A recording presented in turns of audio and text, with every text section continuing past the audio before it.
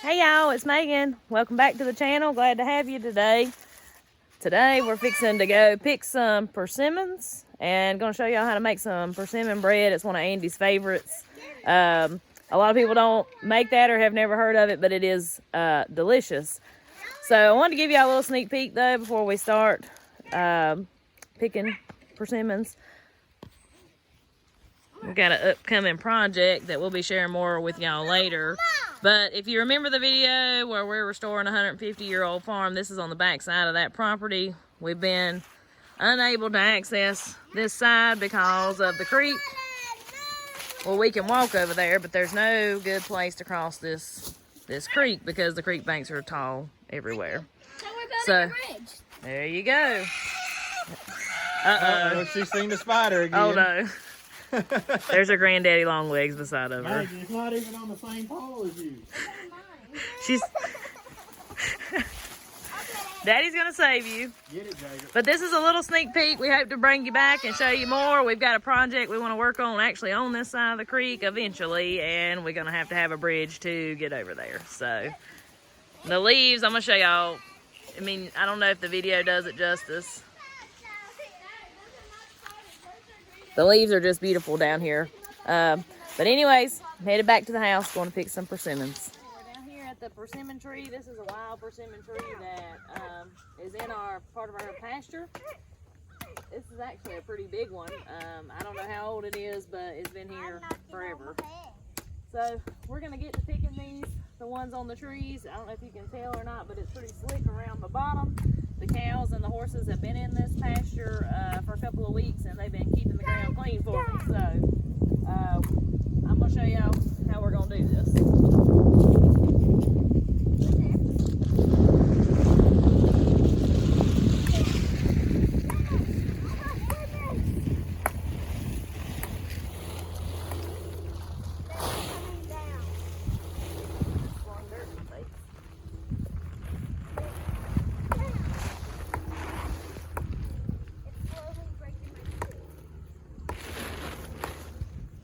So can y'all see all those persimmons up there? I'm gonna get a long stick and beat off what I can and get them to fall on the tarp, and me and the kids will pick them up. Ready, Meagan? Oh, Lord.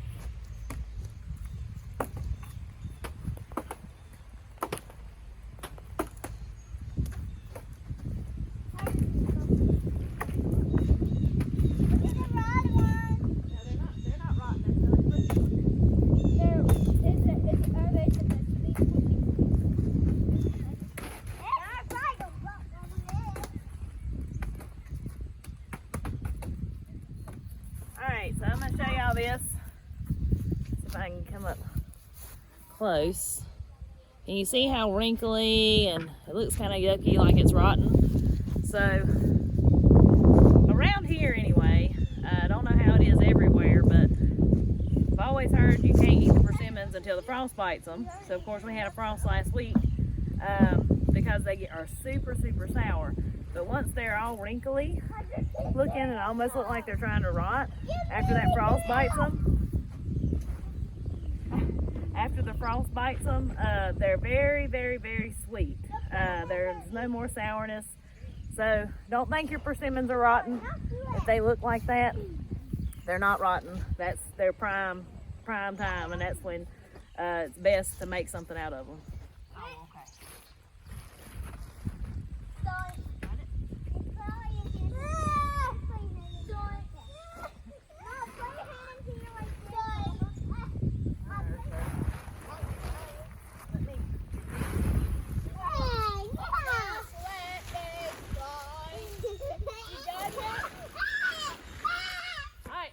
Some more. Y'all ready?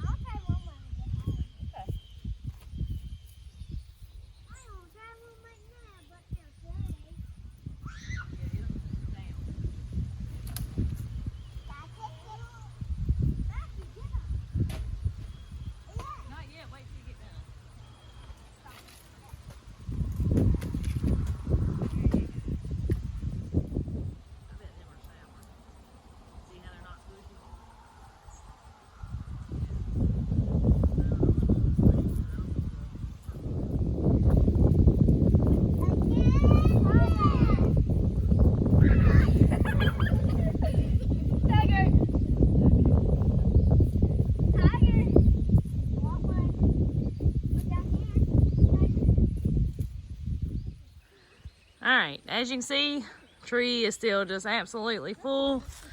I got a little less than half a 5-gallon bucket full.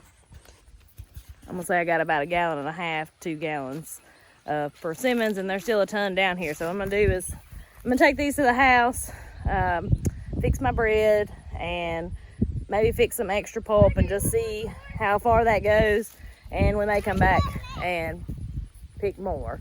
So there's still plenty left for the birds. That's the thing with persimmons. If you don't get on down to them, wherever they may be, especially these wild ones, I don't know how the store-bought trees are, but them Japanese or whatever. But the birds will wipe them out if you don't get to them. So that's why I try to keep an eye on the tree to know when I can come harvest my persimmons. It's free food that God has provided us with that we ain't sunk one single dime into, no ounce of time, no nothing except for the time it takes to harvest them. And I think we ought to utilize that and utilize the free things that are on our homesteads. All right, so I acquired one of these back in the spring, one of these types of food meals. Back in the spring from Goodwill for a killer deal. Works great for my tomatoes and things, and so I thought I would try to use it this year, you know, to do my persimmon pulp. Well, because I used to use this one a lot, and this one is seeming to work better for the persimmons. It's getting the seeds cleaner. It's not wasting quite as much. And so what I'll do is I'll squeeze a few, and now these are washed and everything. I washed them in cold water. But the pulp seems to come out a lot better with this type of food meal.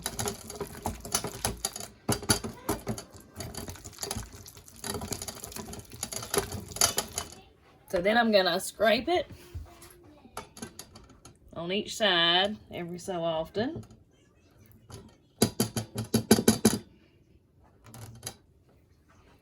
Until I get about a cup of this, which I'm getting close.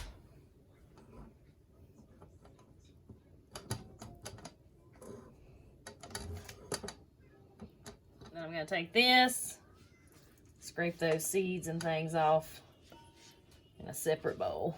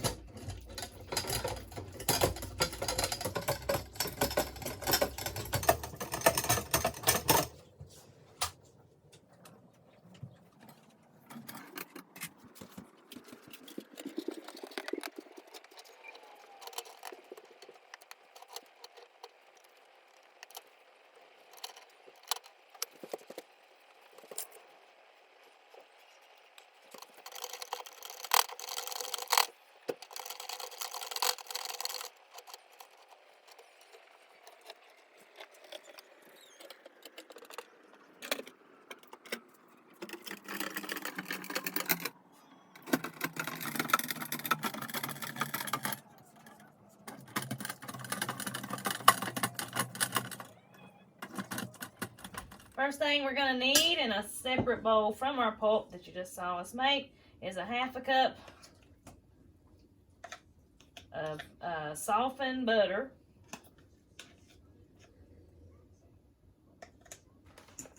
About 1/4 cup of brown sugar.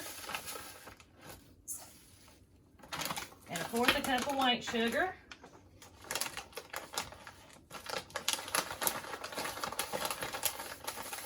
So 1/4 and 1/4. Put those in there. Now I'm going to kind of mix these cream these together, I think is the technical term for it.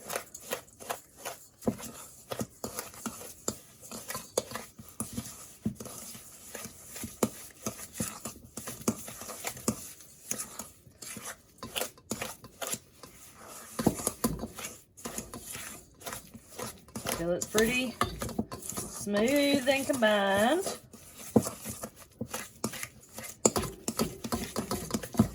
And then I'm going to add a half a cup of sorghum syrup. If you're anywhere in the mountains or even in the south, you've never tried sorghum syrup, start asking around. Surely a neighbor somewhere still makes it.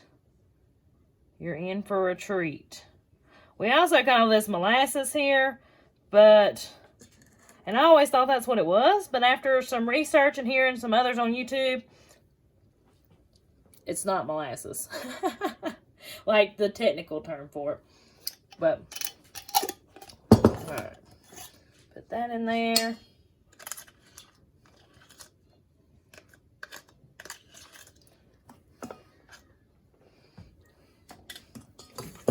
I'm going to mix those together.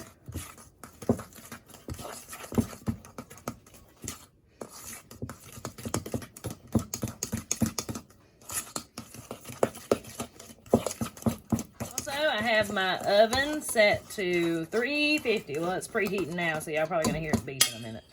Then next we're gonna add to this 2 warmish eggs. You don't want them cold.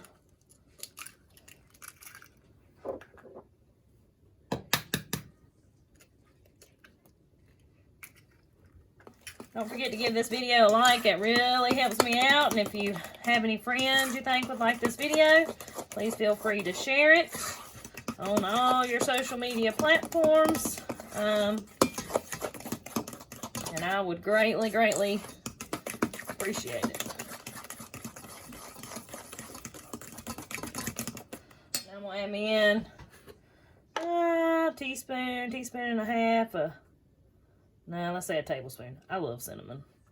We're going to add us a pretty good little bit of cinnamon. So let's say a tablespoon of cinnamon. If you have ground cloves, those are really good in this too. I just happen to not have any today. I'm going to mix that in there. Now I've got 2 1/4 cups of self-rising flour. So I'm going to slowly start adding that in.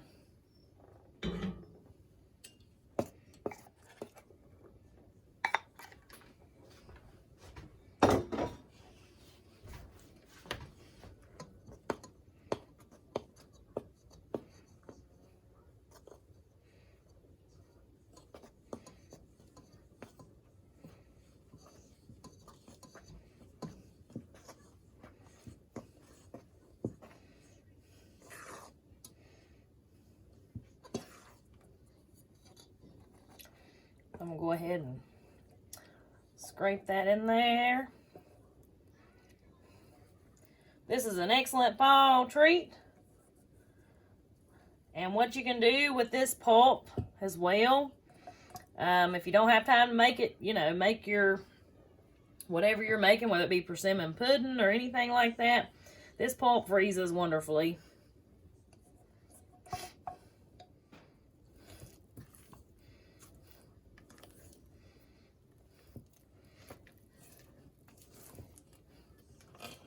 Next thing we're going to do, I'm going to grease me 2 loaf pans.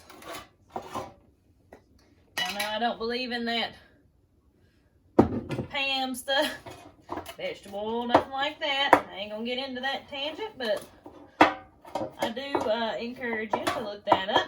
So what I'm going to grease my pans with is my lard. People ask me how long lard keeps. I'm using lard from 2020. Doesn't smell porky, nothing like that. I'll put a link in the top of this video, so look out for it here in just any second to float by there of how I render my lard. I'll make a new video on it this year as well. But the better it's filtered, the longer it will last. So that's why I'm using lard that is close 3 years old.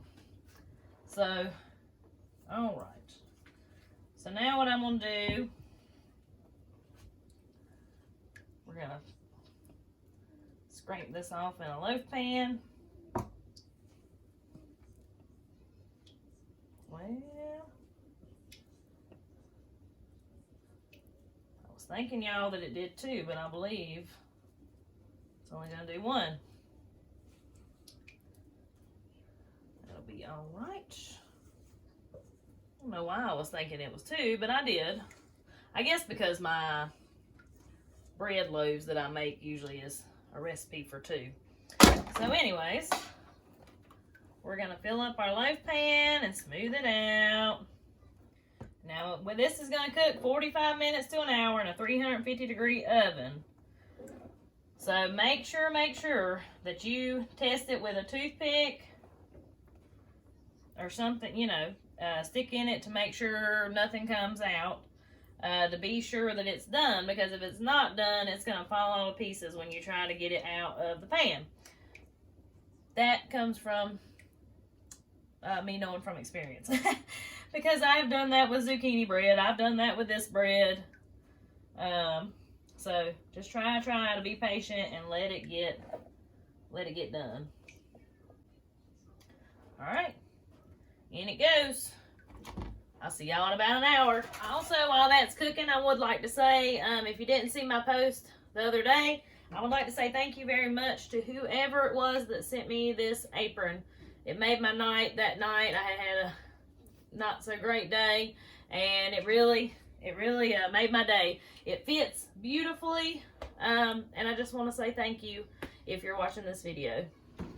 All right, been cooking about 50-ish minutes. Looky there. All right, so I'm gonna do the toothpick test, but it looks pretty. Well, see what I'm telling y'all? It looks done, but it is not quite. Not quite. So we have to cook it a little bit longer? Yep, gonna cook it just a little while longer. I'm gonna add another 15 minutes to that. All right, it cooked an additional 15 minutes, so all together it was an hour and 5 minutes. So a little longer than I actually anticipated, and a little longer than it took last year. That's why the toothpick test is important, but see, we're coming out nice and clean, and I checked in the middle as well. So we're gonna let this cool for a few minutes, and I'm gonna get it out on a plate and give it a try. Got it nice. It got nice and cooled off. It popped right out of the pan. It didn't even stick, y'all. So I'm gonna cut it open.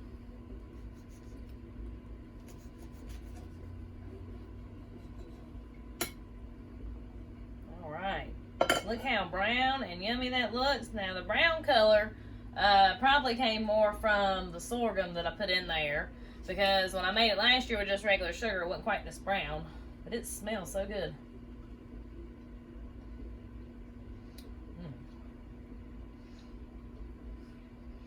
Perfect. The taste of the molasses with the persimmons and the cinnamon. This is an excellent fall treat, y'all. That will be really good as a dessert or for breakfast. And make a good breakfast food. So, anyways, trying to make sure there ain't nothing in my teeth. I hope you enjoyed this video. I hope you learned a little something. If you've got an American persimmon somewhere in your vicinity, now's the time of year to get out there and get to picking them if the birds ain't got them already. So, ask your neighbors. Somebody may have some down in the woods. You may have one down in your woods, because they do grow wild in a lot of different places. So, I hope you like this video. Hit that subscribe button if you hadn't already. And anyways, I'll see y'all on the next one.